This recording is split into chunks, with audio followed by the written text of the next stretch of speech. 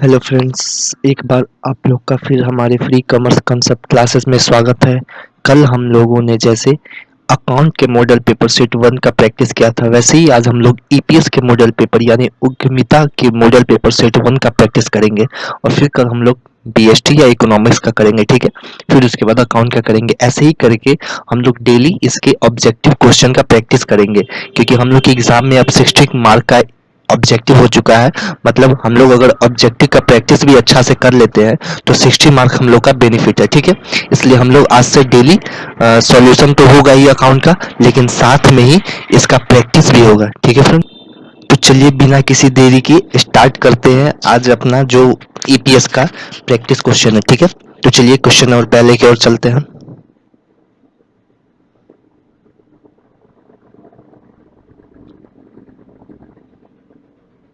देखिए, पहला क्वेश्चन है प्रारंभिक रहतिया है क्या है? कोष के स्रोत, कोष का प्रवाह नहीं, कोष का प्रयोग, इनमें से कोई नहीं। इंग्लिश में सुनिए, ओपनिंग स्टॉक क्या है? ओपनिंग स्टॉक क्या है जो हम लोग अकाउंट में पढ़ते हैं? Source of fund, no flow of fund, application of fund, या डी नन ऑफ दिस, इनमें से कोई नहीं। तो आप लोग वीडियो को पॉज करिए, इसका आंसर मन में सोचिए, फिर मैं इसका आंसर बताता हूँ। तो इसका आंसर है बी, कोर्स का प्रयोग यानी एप्लीकेशन ऑफ फंड, ठीक है। तो चलिए क्वेश्चन नंबर 2 की ओर चलते हैं। उद्यमी के दायित्व है, रिस्पॉन्सिबिलिटी ऑफ एंटरप्रेन्योर क्या है? ऑप्शन ए समाज के प्रति, ऑप्शन बी पर्यावरण के प्रति, या ऑप्शन सी सरकार के प्रति, या ऑप्शन डी उपरोक्त सभी, ठीक है। इंग्लिश में सुनिए, responsibility of entrepreneur are A toward society, toward environment, towards government, या डी ऑल ऑफ डीज, ठीक है। तो इसका आंसर है बी, गवर्नमेंट के प्रति, ठीक है, सरकार के प्रति। क्वेश्चन नंबर तीसरा देखिए, निम्न में से कौन सा अवसर का प्रकार है? मतलब विच of the following is a kind of opportunity, ठीक है।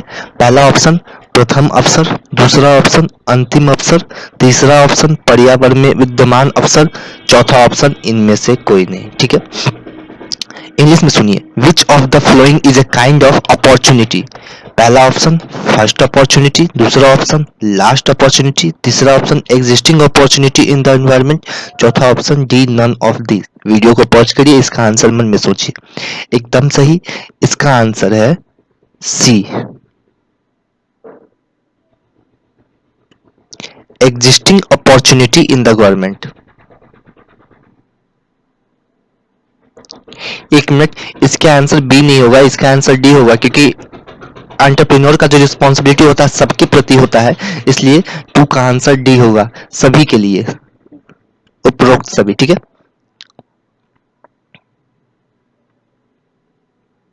क्वेश्चन नंबर 4, परियोजना तैयार की जाती है, प्रोजेक्ट इज प्रिपेयर्ड। प्रोजेक्ट हम लोग किसके लिए तैयार करते हैं, किस कारणवश तैयार करते हैं? तो ऑप्शन ए प्रवर्तकों के द्वारा, प्रबंधकों के द्वारा, उद्यमी के द्वारा, इनमें से कोई नहीं। इंग्लिश में सुनिए, project is prepared, project prepare किया जाता है, तैयार किया जाता है प्रमोटर के द्वारा, मैनेजर के द्वारा, एंटरप्रेन्योर के द्वारा, या सभी के द्वारा। तो इसका ऑप्शन होगा डी, सभी के द्वारा। क्वेश्चन नंबर 5 में चलते हैं। परियोजना प्रतिवेदन सारांश है, परियोजना प्रतिवेदन सारांश है, मतलब project report is a summary. Project report जो होता है वो समरी है, सारांश है, किसका? ए तथ्यों का, बी सूचनाओं का, सी विश्लेषण का, डी ये सभी। मतलब project is a summary of fact, information, analysis, या ऑल ऑफ दिस, सभी के लिए। एकदम सही, इसका आंसर होगा डी, सभी के लिए, ठीक है। इसका आंसर होगा डी, सभी के लिए। तो चलिए नेक्स्ट क्वेश्चन की ओर चलते हैं। विकास की गिरती स्थिति में, विकास की गिरती स्थिति में मतलब at decline stage of growth, हम लोग का जो ग्रोथ होता है जिससे हम लोग आगे उन्नति करते हैं, वो जब गिरता है तो इस स्थिति में क्या होता है, ठीक है। तो ऑप्शन ध्यान से सुनिए।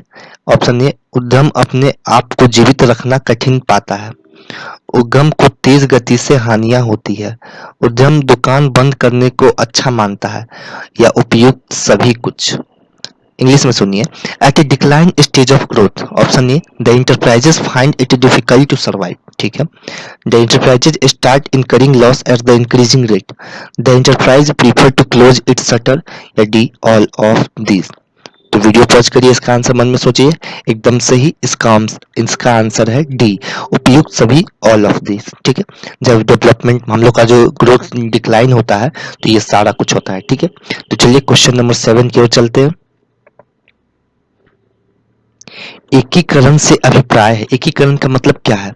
ऑप्शन ए आंतरिक विस्तार, ऑप्शन बी बाह्य विस्तार, ऑप्शन सी आंतरिक एवं बाह्य विस्तार, या डी इनमें से कोई नहीं। इंग्लिश में बोले, integration mean A expanding internally, B expanding externally, C expanding internally and externally, D none of this. तो वीडियो पॉज करिए, इसका आंसर मन में सोचिए और फिर बताइए। सही कहा आप लोगों ने, इसका आंसर है बी एक्सपेंडिंग एक्सटर्नली, बाह्य विस्तार से। एकीकरण से अभिप्राय है बाह्य मतलब बाहर के विस्तार से, ठीक है। अब देखिए क्वेश्चन नंबर 8। सामान्यतः विविधीकरण वर्गीकृत किया जाता है, मतलब generally diversification is classified in, option A 2 तरीकों में, ऑप्शन बी 3 तरीकों में, ऑप्शन सी 4 तरीकों में, या ऑप्शन डी 5 तरीकों में। इंग्लिश में सुन लिए। Generally diversification is classified in, option A 2 ways, option B 3 ways, option C 4 ways, या ऑप्शन डी 5 वेज। वीडियो को पॉज करिए, इसका आंसर मन में सोचिए फिर बताइए। एकदम सही, इसका आंसर है ऑप्शन सी 4 वेज, 4 तरीकों से। जनरली डाइवर्सिफिकेशन जो होता है वह क्लासिफाई किया जाता है 4 तरीकों से। चलिए क्वेश्चन नंबर 9 की ओर चलते हैं। मूल्य नीति होती है, क्या होती है? उपभोक्ता के पक्ष में, सरकार के पक्ष में, उत्पाद निर्माता के पक्ष में, या सभी के पक्ष में? इंग्लिश में सुनिए। प्राइस पॉलिसी जो बनाया जाता है वो किस लिए बनाया जाता है, किसके हित में रह के, किसके फेवर में बनाया जाता है, ठीक है। Option A in favour of consumer, हम लोग जो है उसके हित में, इन फेवर ऑफ गवर्नमेंट, हमारे सरकार के हित में, in favour of producer manufacturing, या जो कुछ सामान को बनाता है मैन्युफैक्चरिंग जो प्रोड्यूस करता है उसके पक्ष में, या ऑप्शन डी सभी के पक्ष में। तो वीडियो पॉज करिए, इसका आंसर मन में सोचिए फिर बताइए। एकदम सही, इसका आंसर है सभी के पक्ष में, मतलब इन फेवर ऑफ ऑल, ठीक है। Question number 10। निम्न में से अस्थाई लागत का उदाहरण है, ऑप्शन ए प्रत्येक सामग्री लागत, ऑप्शन बी चार्ज योग्य लागत, ऑप्शन सी कार्यालय प्रबंधन का वेतन, ऑप्शन डी प्रत्यक्ष श्रम लागत। इंग्लिश में सुनिए। Which of the following is an example of fix cost? Direct material cost, chargeable expenses, salary of office manager, direct labour cost. तो बताइए इसका आंसर क्या होगा। वीडियो पॉज करिए, अपने मन में इसका आंसर सोचिए फिर बताइए। एकदम सही, आप लोग का आंसर एकदम सही है, option C salary of officer manager, कार्यालय प्रबंधन का वेतन, ठीक है। फिक्स कॉस्ट है। देखिए कैसे फिक्स कॉस्ट है। मान लीजिए आप कुछ चीज का मैन्युफैक्चरिंग, आपका कोई फॉर्म है, ठीक है। आप उसमें कुछ सामान डेली बेसिस पे तैयार करते, ठीक है। महीना में आप लोग 28 दिन काम करते हैं, आप लोग का लेबर 28 दिन मैन्युफैक्चरिंग वाला काम करता है, 2 दिन उन लोग का छुट्टी रहता है, ठीक है। तो यहाँ पे देखिए, यहाँ पे जितना आपका जो एक्सपेंसेस है, मशीन चलता है तो उसमें जो जो भी फ्यूल लगता है तो वो 28 दिन का ही लगेगा, क्योंकि 2 दिन नहीं चला। लेकिन जो ऑफिसर, जो सैलरी, जो मैनेजर जो हमारे ऑफिस में बैठा हुआ है, वो तो 30 दिन का ही लेगा ना। उससे प्रोडक्शन हो चाहे ना हो मतलब नहीं है। आप प्रोडक्शन ना करिए, आप अपने फैक्ट्री को ऐसे ही खाली छोड़ दीजिए, लेकिन जो उसमें ऑफिसर है उस लोग का सैलरी तो लगेगा ही। इसलिए इसको हम लोग कहते हैं फिक्स कॉस्ट। कुछ करे चाहे ना करे, यह कॉस्ट हमेशा आता ही। जैसे रेंट, आप प्रोडक्शन करे चाहे ना करे, रूम का रेंट तो लगेगा ही। इलेक्ट्रिसिटी, आप प्रोडक्शन करे चाहे ना करे, इलेक्ट्रिसिटी तो लगेगा ही। तो ये सब फिक्स कॉस्ट है जो लगता रहता है, ठीक है। तो चलिए क्वेश्चन नंबर 11 की ओर चलते हैं।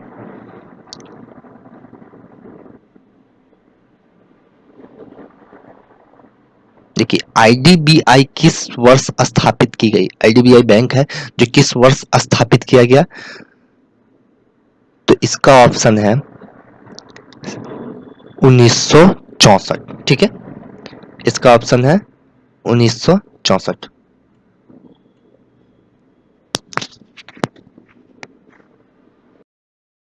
क्वेश्चन नंबर 12 की ओर चलते हैं। एसएफसी एक्ट भारत में किस वर्ष पारित किया गया? एसएफसी एक्ट भारत में किस वर्ष पारित किया गया? Option A 1948, option B 1949, option C 1950 या ऑप्शन डी 1951। इंग्लिश में सुनिए। मैं दोनों लैंग्वेज में इसलिए बोलता हूँ कि कोई बच्चा अगर बिहार बोर्ड से इंग्लिश मीडियम है तो इंग्लिश में आंसर देगा, जो बच्चा बिहार से हिंदी मीडियम में हिंदी ऑप्ट किया है वो हिंदी में देगा, इसलिए मैं दोनों लैंग्वेज रिपीट करता हूँ। ठीक है, तो SFC act in India was pass in the year, किस ईयर में एसएफसी एक्ट जो था हमारा वो पास किया गया था इंडिया के अंदर? Option A 1948, option B 1949, option C 1950 या ऑप्शन डी 1951।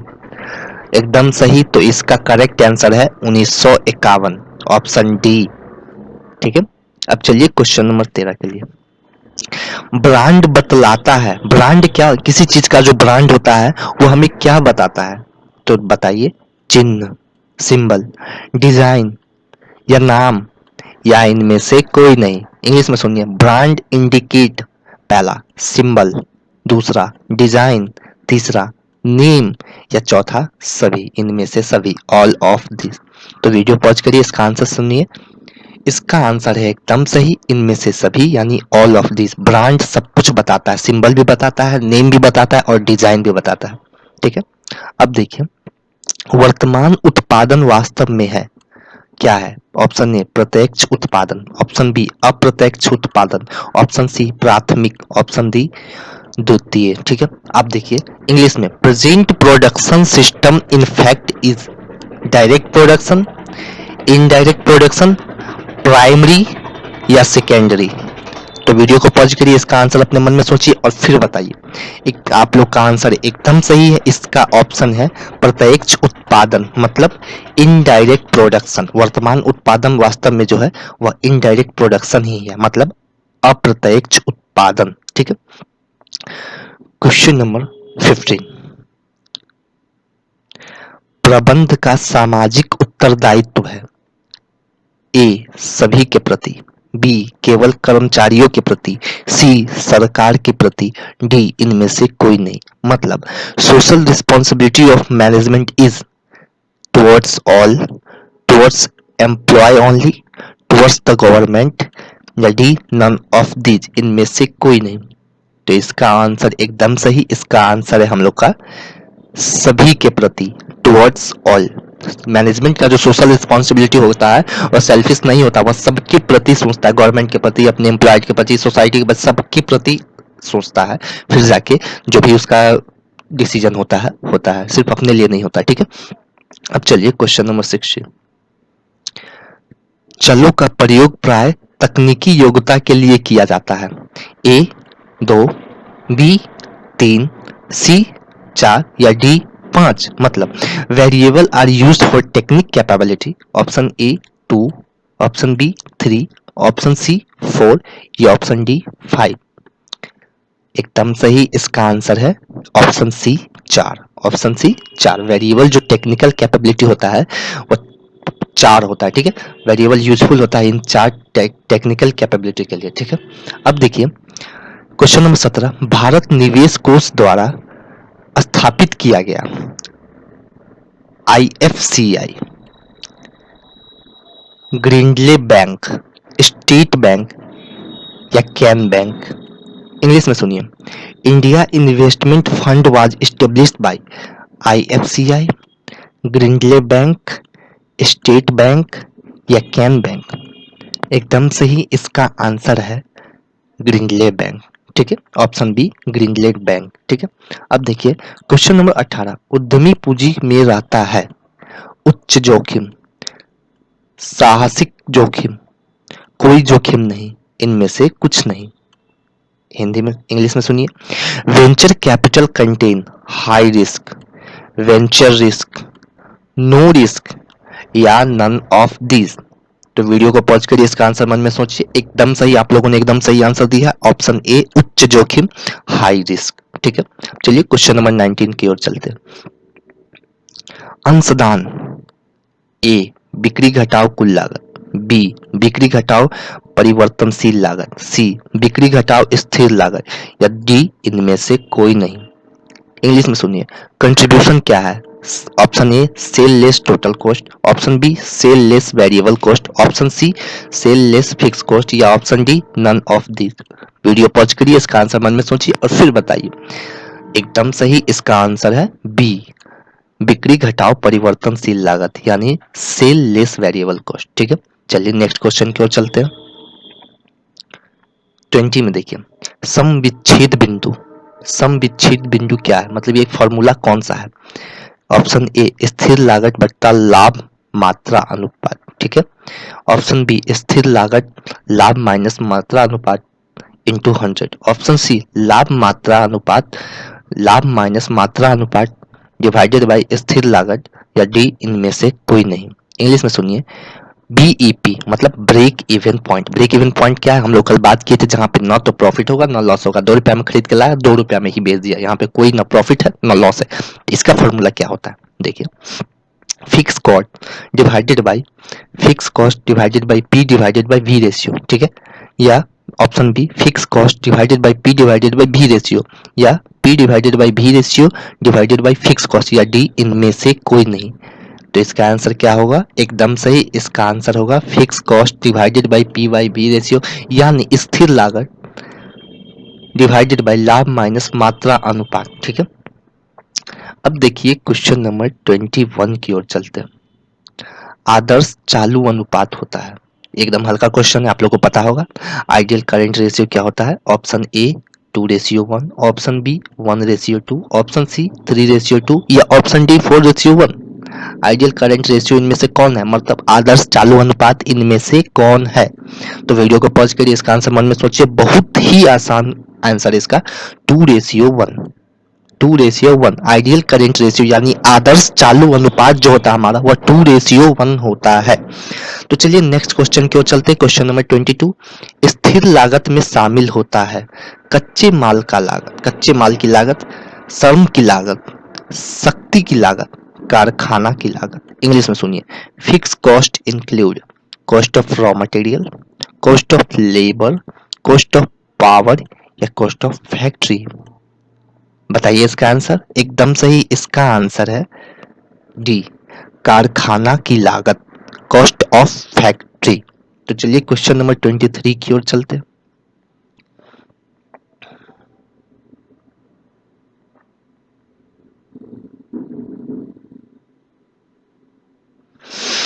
क्वेश्चन 3 देखिए, परियोजना आकलन होता है नियोत विश्लेषण, विशेषज्ञ विश्लेषण, लाभदायकता विश्लेषण, या इनमें से कोई नहीं। इंग्लिश में सुनिए, project appraisal is an export analysis, expert analysis, profitability of analysis, या डी इनमें से कोई नहीं।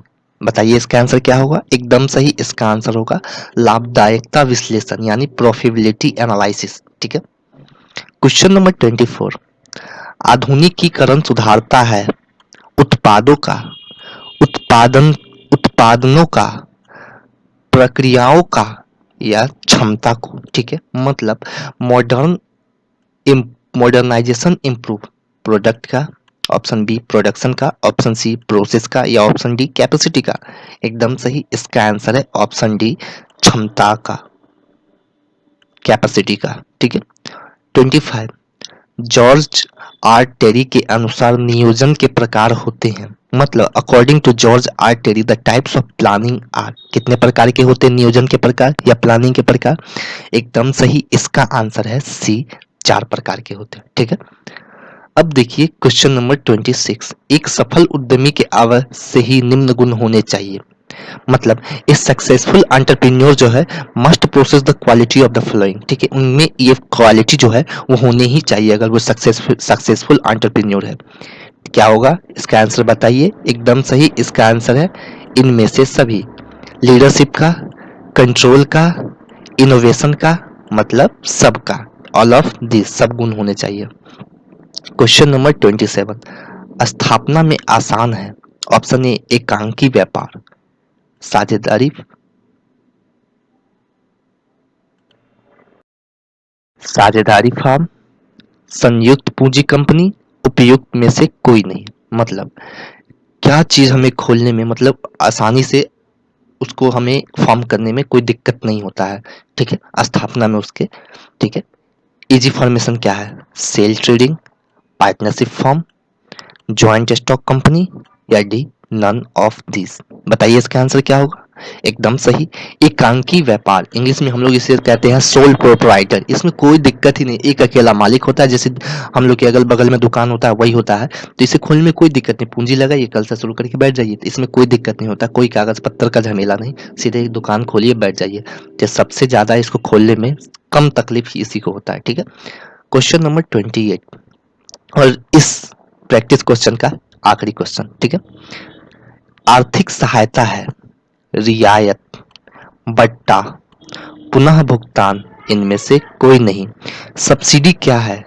कंसेशन, डिस्काउंट, रीपेमेंट, या D none of this.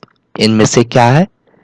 Option C एकदम सही, पुनः भुगतान, ऑप्शन सी रीपेमेंट। तो आज के लिए बस इतना ही। अगर आप लोग को ये मेरा वीडियो अच्छा लगा तो प्लीज़ लाइक करें, कमेंट करें, सब्सक्राइब करें, और अपने फ्रेंड्स लोग के साथ शेयर करें जिनको अभी तक नहीं पता है कि मेरे चैनल पे ऑब्जेक्टिव भी शुरू हो चुका है, क्योंकि उन लोग को भी बहुत मदद मिलेगा। आप लोग को पता है कि हम लोग के एग्जाम जो सिलेबस चेंज हुआ उसमें 60 मार्क का सिर्फ MCQ ही है, तो 40 मार्क के लिए तो थ्योरी आपको पढ़ना ही है या प्रैक्टिकल पढ़ना ही है।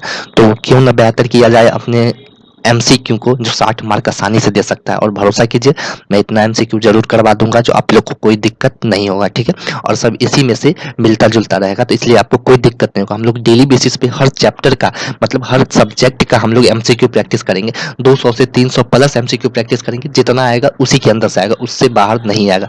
अब तक का जितना पास्ट ईयर क्वेश्चन था सब में से MCQ निकाल ले, जितना मॉडल पेपर बिहार बोर्ड बनाया है सब में से MCQ निकाल रहे हैं। तो आप लोग बस ध्यान से इसको सॉल्व करिए और डेली 1-2 बार इसको रिवीजन करिए। पहला वीडियो देखिए आराम से, उसके बाद 2x पे करके स्पीड बढ़ा करके आप लोग डेली इसका रिवाइज कर सकते हैं। इससे आप लोग को ज़्यादा टाइम नहीं लगेगा और जल्दी से आप लोग हर मॉडल पेपर का डेली रिवीजन कर सकते हैं, ठीक है। और मॉडल पेपर से ही क्वेश्चन आता है, आप लोग को पता है, ठीक है। तब तक के लिए पढ़ते रहिए, कोई दिक्कत आए तो कमेंट सेक्शन में कमेंट करिए, ठीक है फ्रेंड्स।